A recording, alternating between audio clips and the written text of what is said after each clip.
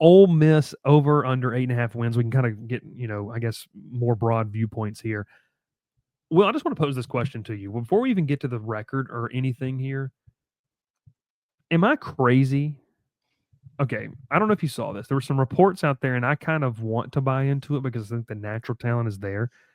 Somebody said, and I don't remember where it came from, that Austin Simmons might be the most. I just had a really bad list there. Most.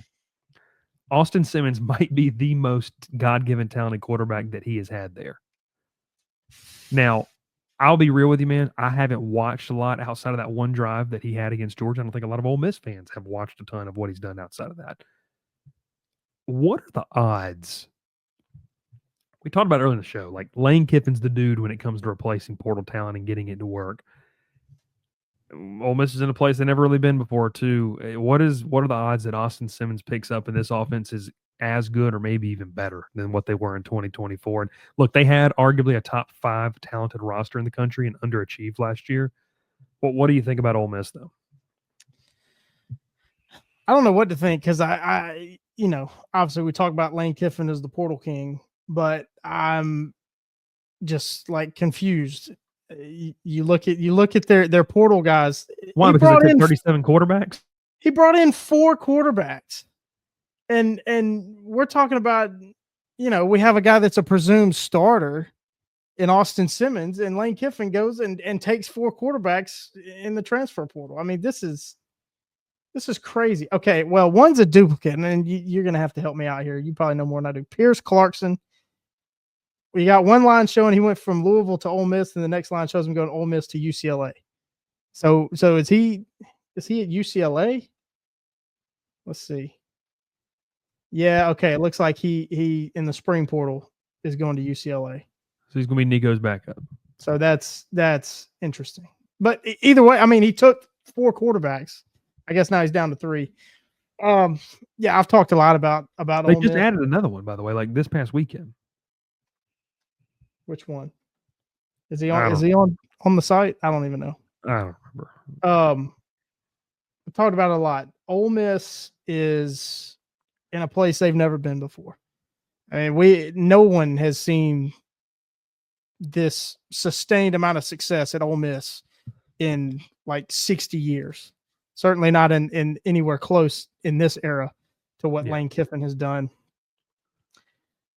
So, I mean, 8.5 wins, it feels low, but I mean, you talk about having to replace Jackson Dart for a first-round quarterback. And the Achilles heel has always been the defense. So are they going to be better on defense? Hold on. Let me scroll through the 70 guys that were portal movers for Ole Miss. I mean, they went out and got some dudes on defense. Prince Will Umanmielen from Nebraska, Akello Stone from he went to Georgia Tech. Never mind, I can't read. Deshaun Womack comes from LSU. Jalen Braxton, corner transferring from Arkansas. I mean, there's a ton of bodies. It's hard to kind of sift through. It's just hard to sift through who's actually going to play. Right. Yeah. Like who's playing, who's actually there, who's not there. It's hard to tell. But I mean, I'm kind of thinking about Ole Miss the same way I think about Georgia, where it's like Lane Kiffin is doing something never been done there before.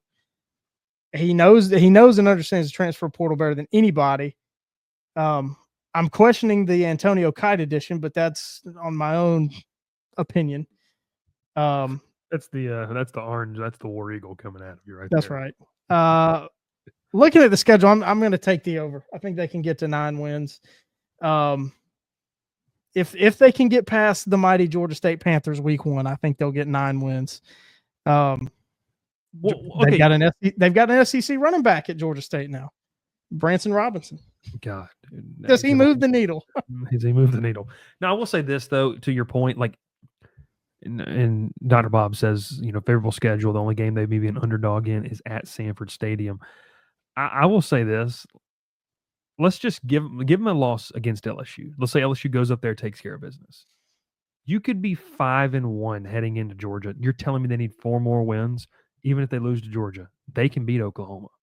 They could beat South Carolina at home. They can beat the Citadel.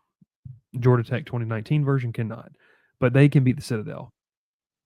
Can they beat Florida? Like, I mean, I'm saying yes, and I'm not saying they will. I'm saying you can beat Oklahoma, you can beat South Carolina, you can beat the Citadel, you can beat Florida, you can beat Mississippi State. The only team I don't know if you can go beat is Georgia there.